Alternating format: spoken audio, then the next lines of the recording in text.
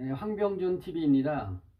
오늘서부터 백화점 영업에 대해서 말씀드리도록 하겠습니다. 제가 처음에 사업 시작할 때 백화점에 입점하는 게, 메이저 백화점에 입점하는 게 하늘의 별따기처럼 어려워요. 지금도 물론 많이 어렵죠. 근데 그때는 20년 전에는 기회가 많이 있었어요. 근데 지금은 너무나 뭐 샤넬이라든가 뭐 에르메스 이러한 고가의 브랜드가 입점을 많이 해 있고, 그래서 백화점에 입점하기가 조그만 자본 가지고 영세업자들은 입점하기가 굉장히 힘들었어요. 지금은. 근데 예전에는 어느 정도 기회가 있었죠. 그때는 백화점들도 많이 생기고, 그리고 그만큼 소비 진작이 되고 있었고, 그렇기 때문에 행사 입점도 될 수 있고, 정상적으로 매장을 얻어서, 수수료 매장을 얻어서 입점하는 어떤 그런 방법들이 있었어요. 제가 맨 처음에 사업을 시작할 때 인형으로 시작을 했거든요. 맨 처음에 입점했던 데가 삼성 프라자예요. 분당에 있는. 지금은 이제 애경백화점으로 이제 바뀌었지만, 제가 회사를 그만두고, 제가 그랬잖아요. 회사에서 기획부, 뭐 특수사업부 이런 데서 새로운 아이템을 찾아서 그거를 그 아이템으로 회사를 만드는 게 제 업무였었기 때문에, 제가 회사 다니면서 시장 조사를 백화점도 하고 많이 해봤었어요. 그러니까 이제 백화점으로 어떻게 들어가나 이런 루트나 이런 데를 알고는 있었던 거죠. 그러면은 맨 처음에 할 일이 뭘까요? 아이템이 있어야지 입점을 하겠죠. 그래서 코엑스나 세텍 이런 박람회를 계속 찾아다니고, 동대문, 남대문, 그 코엑스 같은데, 그리고 많은 책을 읽고, 그리고 인터넷에서 서핑을 하면서 아이템을 찾기 시작한 거죠. 1년 동안 그렇게 해보다가 코엑스 전시회, 그러니까 인형 박람회에 가가지고 니키라는 독일 브랜드 인형을 만나게 됩니다. 그러니까 이 니키는 독일에서는, 저 유럽 쪽에서는 굉장히 유명한 인형이거든요. 근데 그거를 생산해주는 나라가 우리나라에 있었어요. 우리나라가 인형을 만드는 기술은 세계 최고였었거든요. 그래서 독일의 니키 쪽에 95%를 만든 거를 납품을 하고, 나머지 5%를 이제 국내에 이렇게 유통할 수 있도록 허가를 득했나 봐요. 그래서 이제 코엑스 박람회에 나온 거죠. 제가 봤을 때는 퀄리티도 높고 제품의 가짓수도 200여 가지가 됐었어요. 요만한 큐방 인형서부터 엄청난 30만 원짜리 인형, 그리고 뭐 노트, 볼펜, 거울, 뭐 이런 거서 소품서부터 굉장히 많았어요. 필통까지. 그래서 이 정도 상품 구성이면 괜찮다라고 생각을 한 거죠. 그래서 이제 상담을 했죠. 그래서 그쪽에 이제 니키 쪽하고 상담을 이렇게 해서 얼마에 나한테 줄 수 있느냐, 뭐 그러니까 판매가의 60%에 줄 수 있다 그러는 거예요. 그러니까 10,000원에 판매된 거를 6,000원에 저한테 준다는 거죠. 말도 안 되는 얘기죠. 그냥 일반 소매상인한테 주는 그 가격이에요. 그러니까 이 사람이 내가 그냥 일반 소매점을 운영하고 있는 그런 어떤 사람인가, 그 정도로 알았었던 거죠. 그냥 상담을 했어요. 그 다음에 이 제품을 가지고 이제 사업 계획서를 쓰고, 그 다음에 이거를 이제 어떻게 입점을 할까. 그래서 이제 백화점을 전 처음서부터 생각을 하고 있었고, 삼성 프라자에는 예전에 시장 조사도 했었고, 사업을 오픈하기 전에 아동 드레스 가지고 입점을 해본 적이 있어요. 제가 사장이 아니라 직원으로 있을 때. 그래서 여기가 굉장히 아늑하고 저한테는 맞는다고 생각을 했죠. 그리고 영업도 되게 잘 됐었어요. 그때 삼성 프라자 분당에 있을 때는. 그래서 일단은 제가 돈이 있어야 되잖아요. 근데 직장 생활을 제가 두 군데 회사 다니면서 22개월밖에 안 했어요. 그럼 돈이 모았을 리가 없죠. 총각인데. 근데 9시 뉴스에 보니까 창업하려는 사람들이 사업계획서를 쓰고, 그게 국민연금관리공단 그쪽에서 사업계획서를 제출해서 그거 통과가 되면 은행에서 대출을 해준대요.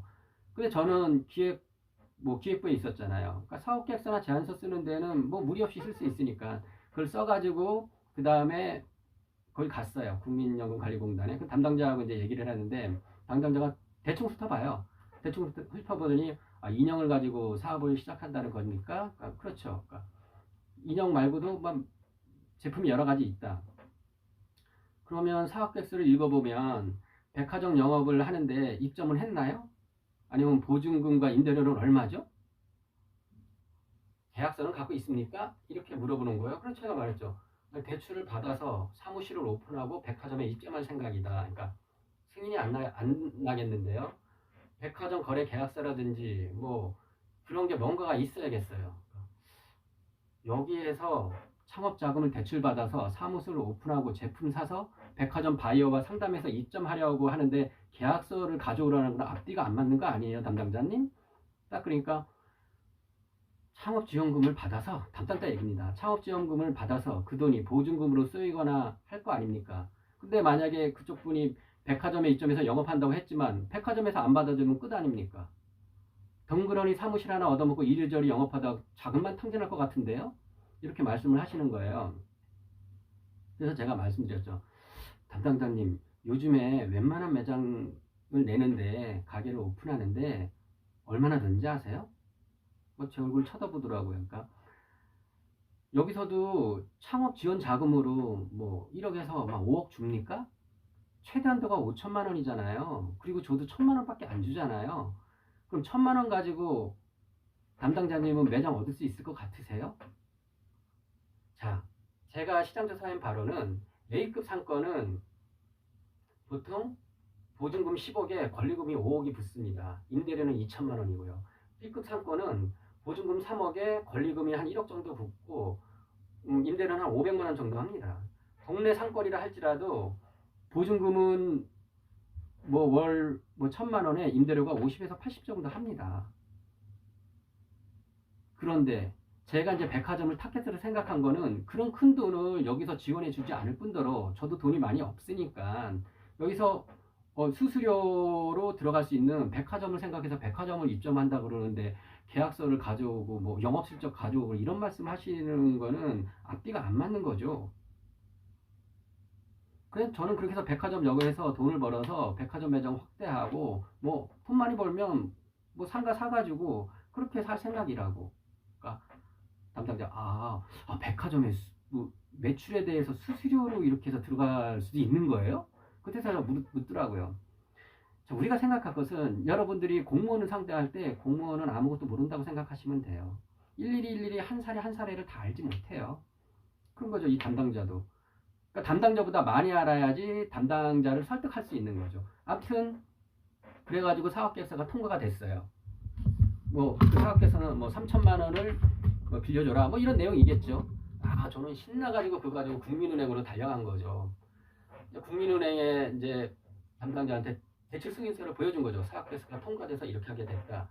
딱 그러니까 담당자가 하는 말이 3천만 원 대출 신청했는데 이런 서류 가지고는 안 됩니다.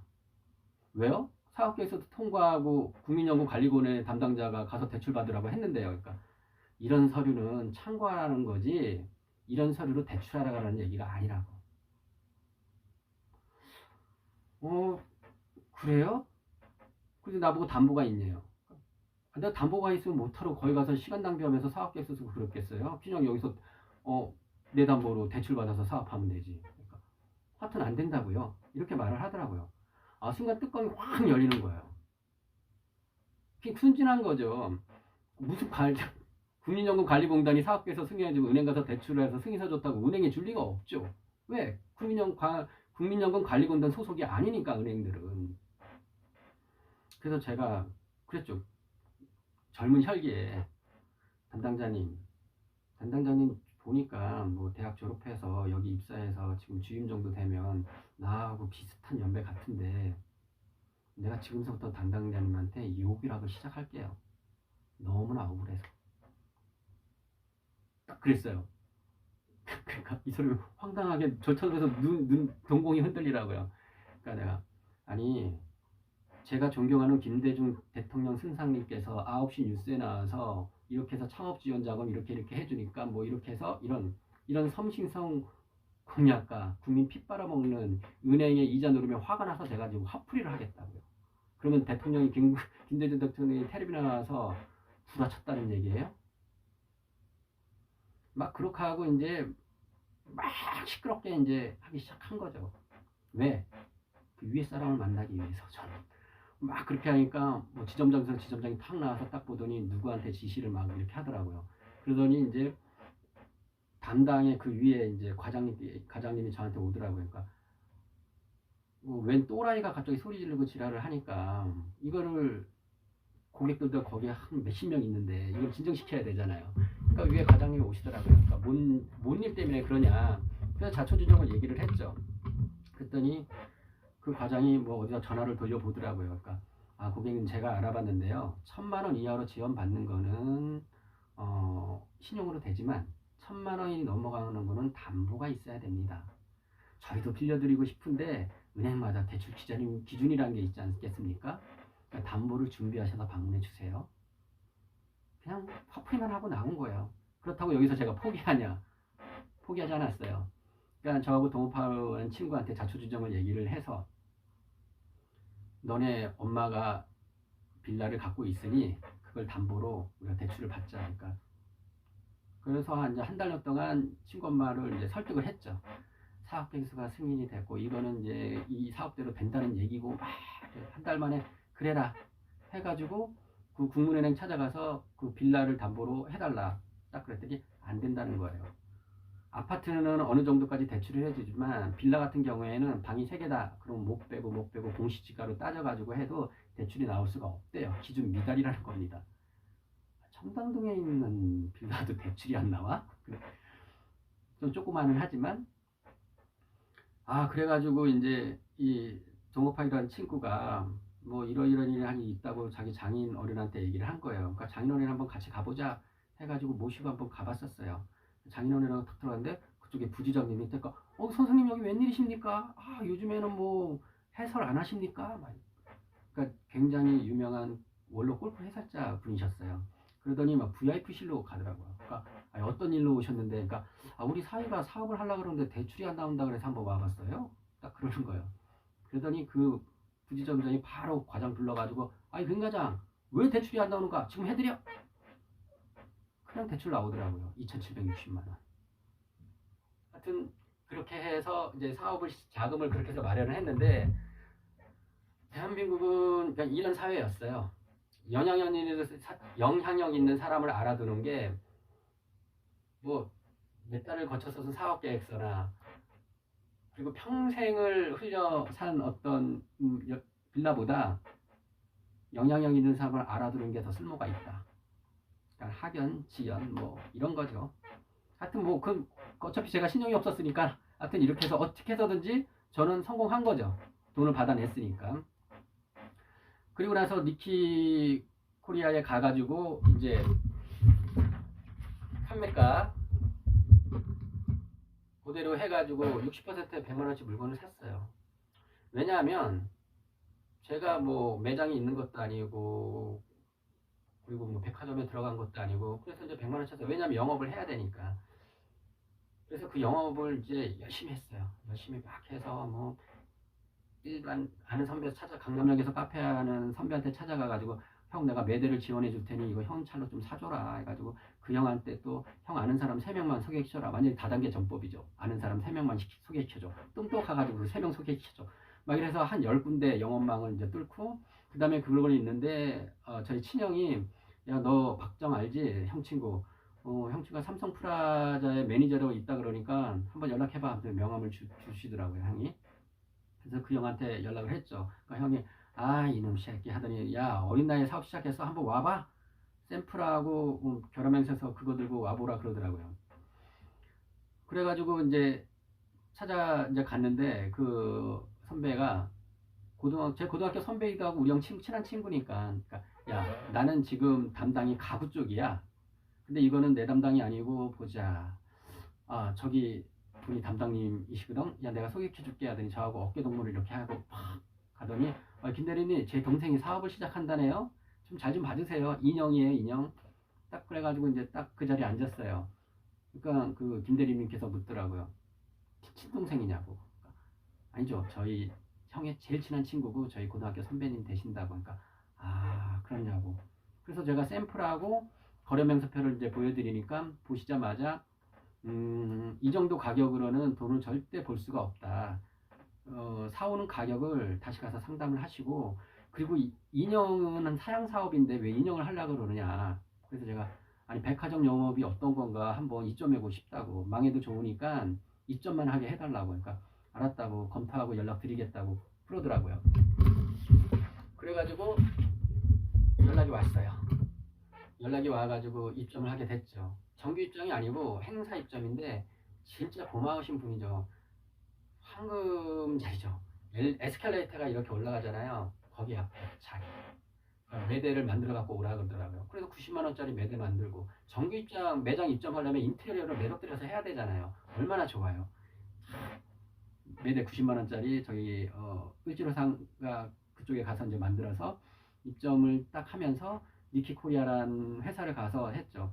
내가 삼성프라자에 들어가기로 입점 계약 맺었다. 그리고 내가 소매상 10군데를 다 뚫었다. 그러니까 판매가의 40% 가격에 달라. 그러니까 안 된대요. 50에 주겠다는 거예요. 그래서 내가 부장님, 이 니키코리안 회사가 니키라는 브랜드가 헬로키티보다 유명해요? 미키보다 유명합니까?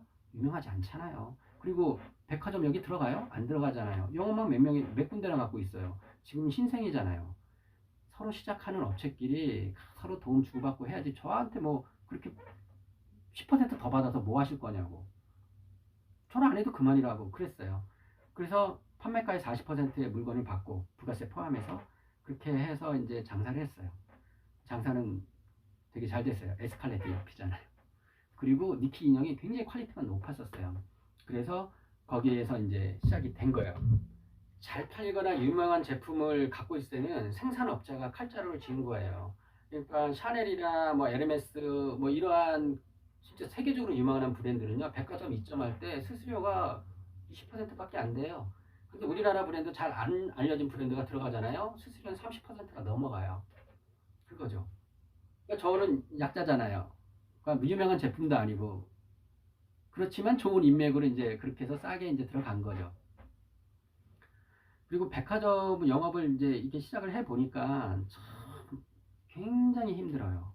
지금은 수수료가 30%가 다 넘어가고 수수료 30% 이상 내고 부가세 10% 내고 한 1년에 한두 번씩 인테리어 바꿔주고 그러면 진짜 이익이 안 나요. 그러니까 유명한 상품밖에 세계적인 유명한 상품밖에 입고가 안 되는 거죠.